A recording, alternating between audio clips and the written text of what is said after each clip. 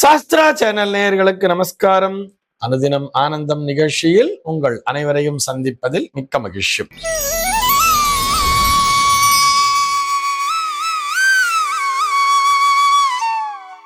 இன்று 10/4/2026 இந்த நாள் குறித்து பஞ்சாங்கம் என்ன சொல்றதுன்னு பார்க்கலாம் வாங்கோ.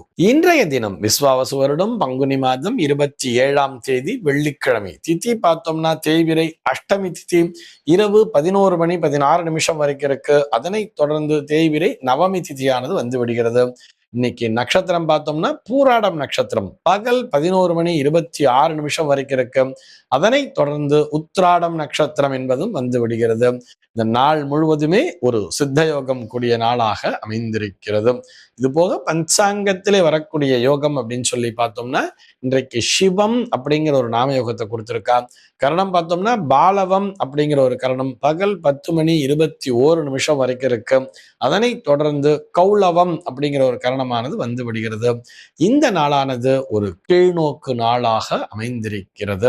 சென்னையை பொறுத்தவரை இன்றைய தினத்தினுடைய சூரிய உதயம் என்பது காலை 6:02 சூரிய அஸ்தமனம் என்பது மாலை 6:17 சந்திர அஸ்தமனம் என்பது மதியம் 12:05 சந்திர உதயம் என்பது இரவு 1:12 சம்பவிக்கிறது.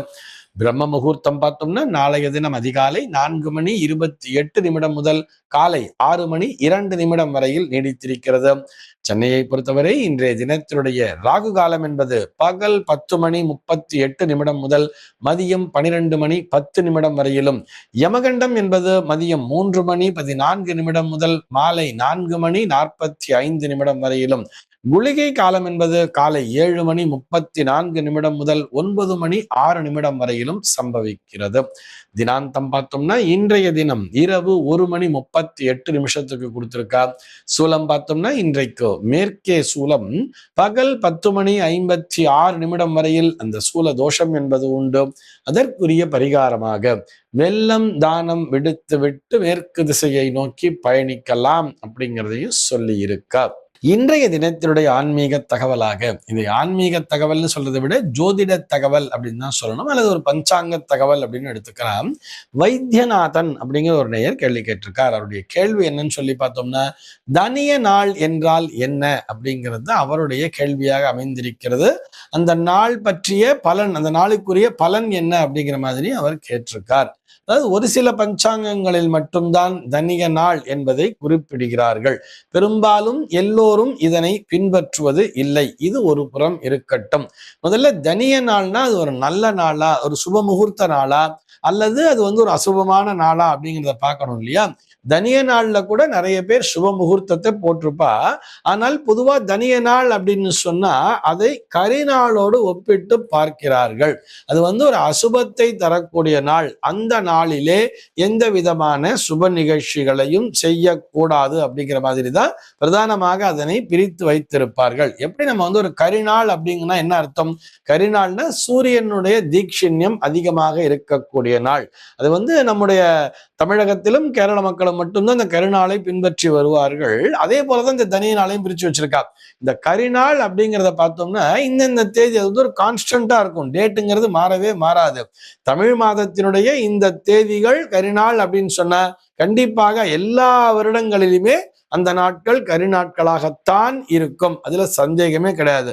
ஒவ்வொரு தமிழ் மாதத்தினுடைய இந்த நாட்கள் கரிநாட்கள் அப்படிங்கிற மாதிரி இங்க ஏற்கனவே பிரிச்சு வச்சிருப்பா. எல்லா வருடங்களிலுமே அந்த நாட்களில் மட்டும்தான் அந்த கரிநாட்கள் என்பதை கொடுத்திருப்பார்கள். அது ஒரு கான்ஸ்டன்டான ஒன்று.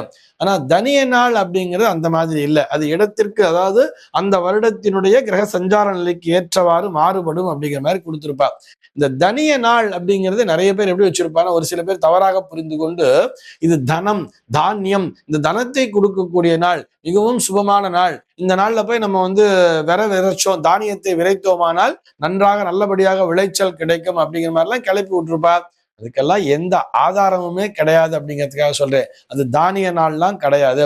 இன்னும் ஒரு சில பேர் எப்படி சொல்லுவாங்கன்னா, அது தனிய நாள் இல்ல, தனிய நாள், அதை தனியா பிரிச்சு வைக்கணும், அந்த நாள் தனிப்பட்ட நாள், அந்த நாள்ல எதுவுமே செய்யக்கூடாது அப்படிங்கிற மாதிரி சொல்றவா இருப்பா.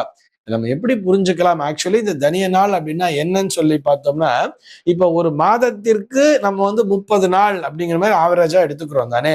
ஆனா ஒரு வருடத்திற்கு அந்த கணக்குல பார்த்தோம்னா மொத்தம் 12 மாசம் இருக்குன்னு சொன்னா 12 3 36னா 360 நாட்கள் மட்டும் தானே வர வேண்டும். ஆனால் ஒரு வருடத்திற்கு 365 கால் நாட்கள் அப்படின்னு வச்சிருக்கோம். 365 நாள் பிளஸ் ஒரு கால் நாளை வேற எக்ஸ்ட்ரா சேர்த்துக்கிறோம். அந்த 4 காலை சேர்த்து ஒண்ணுன்னு சொல்லிட்டு ஒரு லீப் வருஷங்கிறத ஒண்ணு எக்ஸ்ட்ராவா போட்டுக்கிறோம் தானே. இப்படி இந்த கால கணக்குல ஒரு அட்ஜஸ்ட்மெண்ட் அப்படிங்கிறத பண்றா இல்லையா. ஒரு மாதத்திற்கு 30 நாள்ங்கிறது எந்த மாதத்திலுமே ஆவரேஜா வச்சில்ல. நம்ம ஆவரேஜா தான் 30ன்னு வச்சுக்கிறோமே தவிர மொத்தமா பார்த்தோம்னா அது 365ங்கிறது வர்றது. ஒரு சில தமிழ் மாதங்கள்ல பார்த்தோம்னா 32 தேதி கூட இருக்கும். ஆனி மாசம் ஆடி மாசம் எல்லாம் பார்த்தோம்னா 32 தேதிகளை கொடுத்திருப்பார்கள். இன்னும் ஒரு சில தமிழ் மாதங்கள்ல பார்த்தோம்னா 29 தேதி தான் இருக்கும். தை மாசமாகட்டும் மார்கழி மாசமாகட்டும் ஒரு சில நேரங்கள்ல பார்த்தோம்னா இல்ல 29 தேதி மட்டும்தான் வரும். ஆக இது வந்து ஒரு காலக்கணக்கில் ஒரு அட்ஜஸ்ட்மெண்ட்ங்கிறது பண்றா இல்லையா. இப்படி இந்த அட்ஜஸ்ட்மெண்ட் பண்ணும் பொழுது அந்த கணக்கிலே சேராத ஒரு சில நாட்களை தனிய நாள் என்ற பெயரிலே கொடுத்திருப்பார்கள். இவர்களை பொறுத்தவரை இந்த 360 நாளை மட்டும் கணக்குல வச்சுண்டு ஒரு 5 நாட்கள்ல வந்து ஏதோ ஒரு மாதங்களிலே இந்த தேதியில் அந்த திதிகள் எல்லாம் கணக்கிட்டு இது வந்து தனிய நாள்ங்கிற மாதிரி பிரிச்சு வச்சிருப்பார். இதுல வந்து அதிதி அப்படிங்கறத சேர்த்து நம்ம குழப்பிக்க வேண்டிய அவசியமே இல்லை. அதிதி நாள் என்பது வேறு, அதாவது திதியற்ற நாட்கள்னு பிரிச்சு வச்சிருப்பா. அதிதி நாள் என்பது வேறு, தனிய நாள் என்பது வேறுதான். தனிய நாள் அப்படிங்கிற மாதிரி பிரிச்சு வச்சுட்டு அந்த நாளிலே சுப நிகழ்ச்சிகளை தவிர்க்க வேண்டும் அப்படிங்கிற மாதிரி கூட சொல்லி இருப்பார். ஆனால் அடியேனை பொறுத்தவரை இந்த தனிய நாளுக்கு அத்தனை முக்கியத்துவம் தர வேண்டிய அவசியமே இல்லை. ஏன்னா இந்த காலத்துல வந்து நமக்கு வந்து ஒரு சுப திதியா இருந்தா போறோம், சுப நட்சத்திரமா இருந்தா போறோம், அது சுபமான வாரமாக இருந்தால் போதும், சுப லக்னமாக கிடைத்து விட்டால் வச்சுக்கலாம் அப்படிங்கிற மாதிரிதான் நிறைய ரூல்ஸை பண்ணிட்டு இருக்கோம். அதிதி நாட்களும் கூட திதியற்ற நாட்கள்னு சொல்லக்கூடிய அதிதி நாட்களிலே கூட சுப முகூர்த்தங்களை வைத்துக் கொண்டிருக்கிறார்கள். ஏன் அதிதி நாள்ல கோவில் கும்பாபிஷேகம் எல்லாம் கூட பண்றா. பெரிய பெரிய ஆகம வல்லுநர்கள்லாம் சேர்ந்து நிர்ணயம் பண்ணி சுவாமிகிட்ட போட்டு உத்தரவு கேட்டு அந்த நாள்ல கும்பாபிஷேகத்தை கூட வச்சுக்கிறார். அப்படி இருக்க நாம் இந்த தனிய நாளுக்கு அத்தனை முக்கியத்துவம் தர வேண்டிய அவசியம் இல்லை.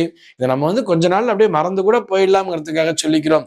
ஏன் கருநாள்லயே கூட முகூர்த்தம் பண்றா. எனக்கு தெரிந்து அடியனுக்கு தெரிந்து கருநாட்களிலேயே நிறைய முகூர்த்தங்கள் நடக்கிறது.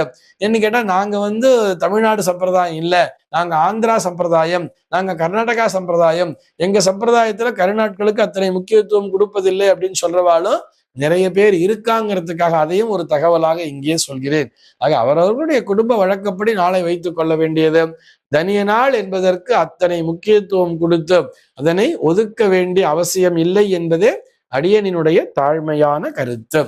இந்த தகவலோடு இன்றைய தினம் உங்களிடமிருந்து நான் விடைபெற்றுக் கொள்கிறேன். மீண்டும் உங்கள் அனைவரையும் நாளைய தினம் ஒரு புதிய தகவலோடு சந்திக்கிறேன். அன்பர்கள் அனைவருக்கும் அனுதினமும் ஆனந்தமாய் அமைய பிரார்த்திக்கிறேன்.